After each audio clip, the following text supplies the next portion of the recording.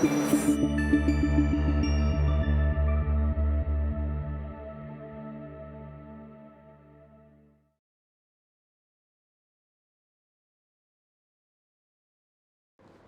दोस्तों, डॉक्टर जितेंद्र अड़िया मेरा नाम है। हम स्ट्रेस एंड डिप्रेशन के बारे में बात कर रहे थे। पहले पार्ट में आपने स्ट्रेस के बारे में देखा कि स्ट्रेस के क्या कारण होते हैं, उसको कैसे संभाला जाता है।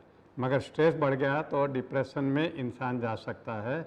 और आजकल डिप्रेशन बहुत चर्चे में है, टीवी न्यूज़ पे बहुत चलता रहता है, क्योंकि लास्ट मंथ सुशांत सिंह राजपूत ने, बॉलीवुड के एक्टर ने सुसाइड किया। उसके साथ डिप्रेशन की बातें चलती रहती है दोस्तों। मगर एक बात बताओ, डिप्रेशन बहुत कॉमन है, सिर्फ एक्टर लोगों में होता है ऐसा नहीं है, किसी को भी हो सकता है।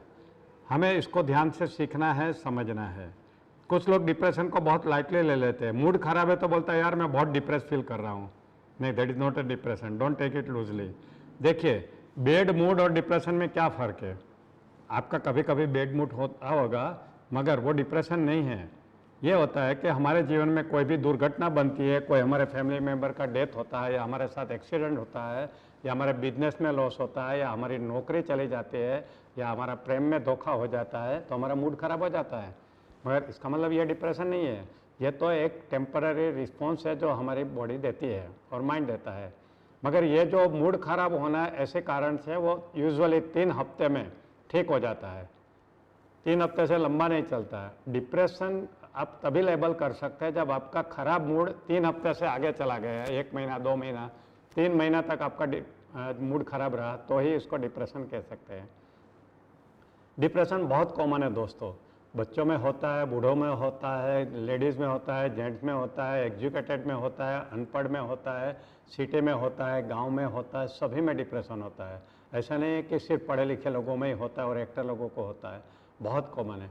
मगर हमारे देश में डिप्रेशन के बारे में अवेयरनेस नहीं है, इसलिए अनडायग्नोस, निदान किए बिना बहुत सारे डिप्रेशन के पेशेंट घूम रहे हैं, और यह बहुत दुख की बात है। वेस्टर्न कंट्री में क्या होता है, सब लोगों को मालूम है, साइकेट्रिस्ट बहुत ज़्यादा है। जैसे उनका मूड खराब होता है, कुछ प्रॉब्लम होता है, इमीडिएटली वो साइकेट्रिस्ट के पास जाते हैं। हमारे यहाँ साइकेट्रिस्ट के पास जाना एक स्टिग्मा माना जाता है कि मैं पागल थोड़ा हूँ उनके पास जाऊँगा, मैं पागल नहीं हूँ, ऐसा मानते हैं। खास करके डिप्रेशन का पेशेंट को ऐसा लगता है कि मुझे साइकेट्रिस्ट के पास जाने की ज़रूरत नहीं है। दोस्तों, ऐसी बात नहीं है। साइकेट्रिस्ट ही डिप्रेशन को ठीक कर सकता है, तो ऐसा वहम में मत रहिए कि साइकेट्रिस्ट के पास मैं नहीं जाऊंगा। और डिप्रेशन के पेशेंट को ये लगता है कि मेरा खराब मूड का कारण बाहर का एटमॉस्फेयर है, अगर बाहर का एटमॉस्फेयर ठीक नहीं हुआ तो मेरा मूड कैसे ठीक होगा। नहीं दोस्तों, बाहर का कारण कभी भी नहीं रहता है डिप्रेशन का, यूजुअली अंदर का कारण रहता है, जो हम आगे जाके बात करेंगे। जैसे मैंने बताया, किसी को भी हो सकता है, कभी भी हो सकता है। ऐसा देखा गया है कि 10% लोगों में डिप्रेशन है। अब हिंदुस्तान में 10% गिनो तो 130 करोड़ की पॉपुलेशन में 13 करोड़ लोगों को डिप्रेशन है। जबकि ऑन दी सरफेस जो अभी ढूंढे गए, जो रिकॉर्ड पे है, वो मुश्किल से 1 करोड़ भी नहीं होगा। यानी कि बाकी का हिडन है, और ज़्यादा दुख उनका है, क्योंकि कोई उनको जानता नहीं कि उनको डिप्रेशन है, कोई उनको ट्रीटमेंट में नहीं लेके जाता है, तो उनकी तकलीफ ज़्यादा है दोस्तों। तो आज हम डिप्रेशन की बात करेंगे। अब कैसे पहचाने कि किसी को डिप्रेशन है कि नहीं। देखिए, कभी कभी आप किसी से कुछ ना कुछ डायलॉग सुना होगा, ऐसा डायलॉग जो मैं अभी बता रहा हूँ, कभी सुना है तो याद करिए। मैं इस दुनिया में अकेला हूँ, सुना है। कोई मुझे समझने की कोशिश नहीं करता है, सुना है। मुझे लगता है बस बैठ के मैं रोया ही करूँ, रोता ही रहूँ, रोता ही रहूँ, सुना है। मुझे नहीं लगता मैं किसी के पास जाके मेरे प्रॉब्लम कह सकूँ, इस दुनिया में ऐसा कोई है नहीं, मैं किसको जाके कहूँ मेरी तकलीफ़ क्या है, सुना है। मेरे जीवन का कोई मीनिंग ही नहीं है, दुनिया या महफिल मेरे काम की नहीं, सुना है। भगवान भी मुझे न्याय नहीं कर रहा है, ऐसा डायलॉग सुना है। दोस्तों, अगर ऐसे डायलॉग सुना है ना, तो हो सकता है ये डिप्रेशन के पेशेंट के मुंह से हो सकता है। जब भी ऐसा कोई डायलॉग सुनो तो आपको एक ट्यूबलाइट होनी चाहिए। माय गॉड, ज़रा इसको गौर से देखें, ये शायद डिप्रेशन वाला बंदा लगता है। ऐसा डायलॉग नॉर्मल इंसान नहीं बोलता है। जैसे मैंने कहा, सभी को डिप्रेशन हो सकता है, कोई इसमें बकात नहीं है, छोटे बच्चों को भी हो सकता है, मगर लोग उसको जानते नहीं है, पहचानते नहीं है, डायग्नोसिस नहीं होता है। डिप्रेशन 3 टाइप का होता है, एक होता है माइल्ड, दूसरा होता है मीडियम, तीसरा होता है सीवियर। यानी माइल्ड यानी छोटा सा, यानी मूड ज़्यादा खराब नहीं होता है। मीडियम यानी ओके, एंड सीवियर यानी बहुत ज़्यादा। तो आप शुरुआत ऐसे ही होती है ग्रेजुअली, इमीडिएटली सीवियर नहीं हो जाता है। पहले माइल्ड डिप्रेशन से शुरुआत होती है, जब कोई उसको पहचानता नहीं है तो ट्रीटमेंट नहीं मिलती है तो मीडियम में चला जाता है, मीडियम में भी इसको पहचानते नहीं है तो वो सीवियर में चला जाता है, और सीवियर में चला जाता है फिर भी नहीं पहचानते हैं तो सुशांत सिंह राजपूत जैसा हो सकता है, सुसाइड कर लेता है। बाद में समझ में आता है कि शायद इनको ये था, डिप्रेशन था। दोस्तों, ये बहुत गंभीर समस्या है, इसलिए हमें क्या करना है, एक जागृति चालू करनी है लोगों में कि सब लोग डिप्रेशन के बारे में जानें। डिप्रेशन को कैसे पहचानें? तो डिप्रेशन के साइन एंड सिम्टम क्या होते हैं? साइन यानी जो हमें दिखता है, और सिम्टम यानी जो उनकी शिकायत होती है, कंप्लेन होती है, उसको सिम्टम कहते हैं। डिप्रेशन में फिजिकल एंड मेंटल दोनों टाइप के साइन सिम्टम होते हैं। हम दोनों की चर्चा करेंगे, पहले फिजिकल सिम्टम और बाद में मेंटल सिम्टम की। फिजिकल सिम्टम की बात करें तो स्लीप डिस्टर्बेंस सबसे पहला और सबसे प्रोमिनेंट होता है। स्लीप डिस्टर्बेंस यानी रात को लेट तक नींद आना, या सुबह जल्दी उठ जाना, या आधी रात को नींद डिस्टर्ब हो जाना, ये डिप्रेशन की वजह से हो सकता है। इसका मतलब ये नहीं कि जिनको भी नींद का प्रॉब्लम है सब डिप्रेशन वाले हैं। देखिए दोस्तों, मैं आपको कम से कम 15-20 साइन सिम्टम की बात करूंगा। अगर किसी को आपको लेबल करना है कि इनको डिप्रेशन है, तो उनके अंदर 3 या 3 से ज़्यादा साइन या सिम्टम होने चाहिए, तब आप कह सकते हैं इनको डिप्रेशन है। सिर्फ एक साइन या सिम्टम से आप नहीं कह सकते कि इनको डिप्रेशन है। तो पहला मैंने आपको बताया, नींद के प्रॉब्लम हो जाते हैं उनको।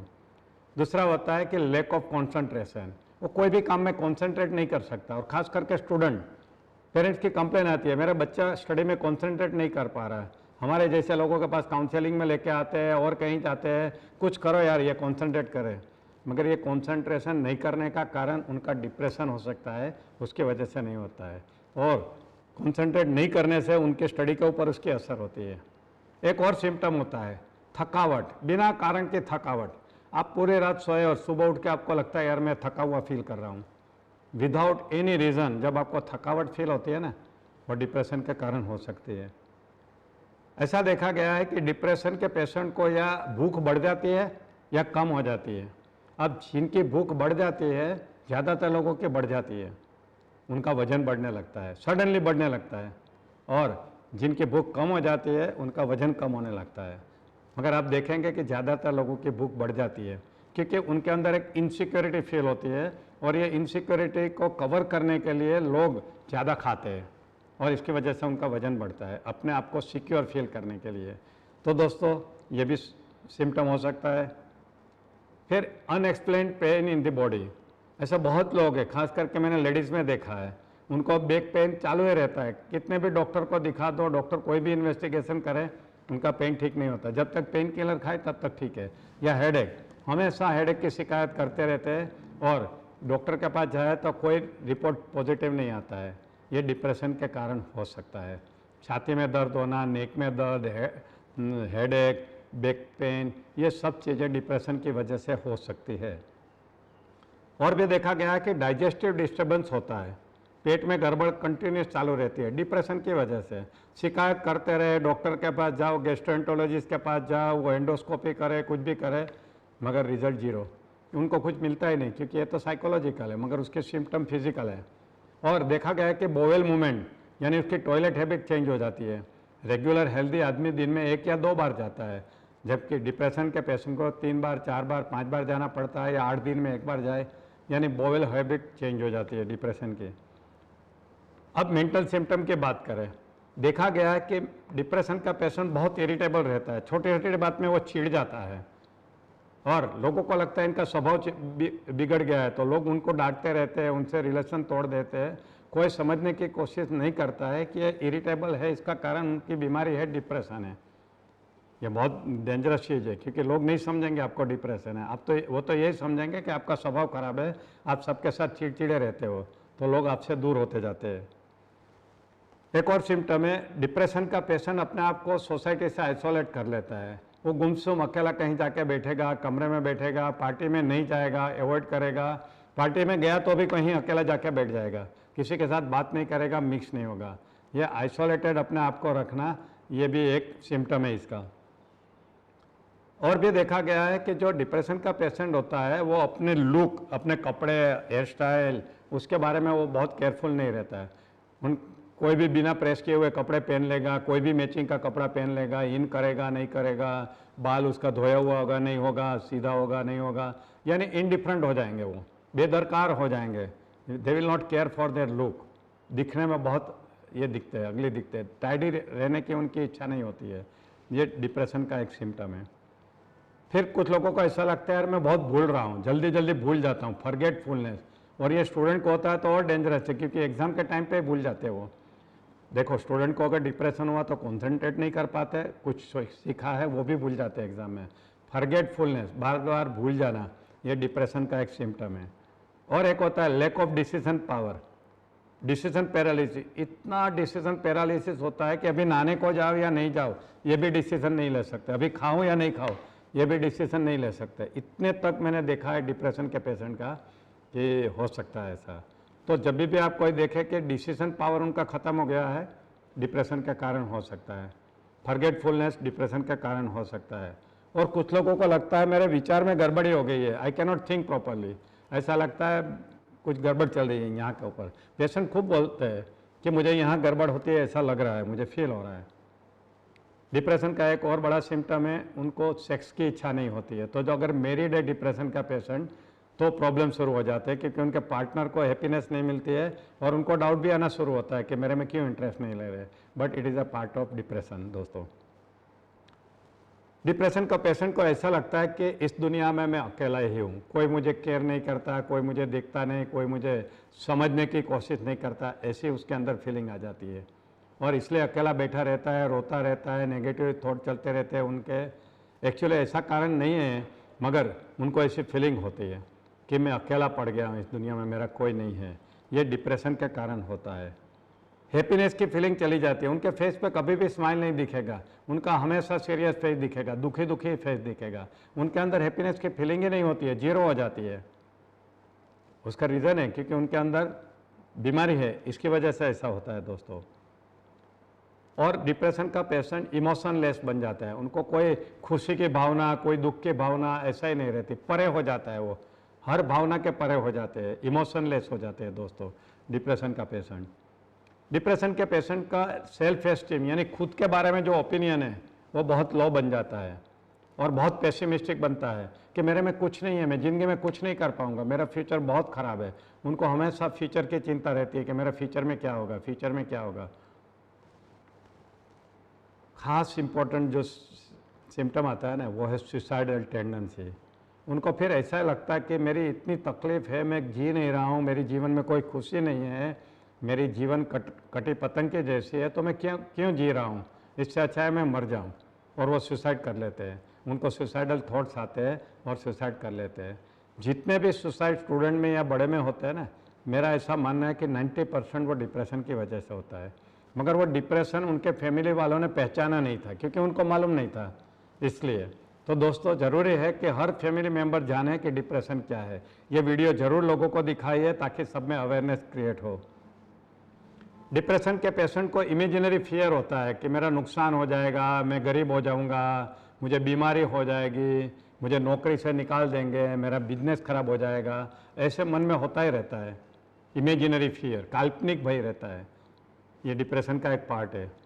तो आपको ये सब चीज़ें देखनी है। और जैसे मैंने बताया 3 और 3 से ज़्यादा जब सिम्टम जमा होते हैं ना, तब आप इनको डिप्रेशन कह सकते हैं, कोई एक को नहीं कह सकते। तो आपको क्या करना है, एक लिस्ट तैयार रखना है, याद रखना है कि इसमें से अगर कुछ भी है तो ये डिप्रेशन के कारण हो सकता है, चलो इसको डॉक्टर के पास लेके जाते हैं, उनको हेल्प करते हैं दोस्तों। तो ये सेकंड पार्ट में हमने देखा कि डिप्रेशन कितना कॉमन है, किसको हो सकता है और डिप्रेशन को कैसे पहचानें, उनके साइन एंड सिम्टम क्या है, फिजिकल एंड मेंटल दोनों साइन सिम्टम हैं। अभी अगले पार्ट में हम जाएंगे, डिप्रेशन के कारण ढूंढेंगे और उनके डेंजर्स देखेंगे हम। अभी जाएंगे हम पार्ट 3 में। All the best.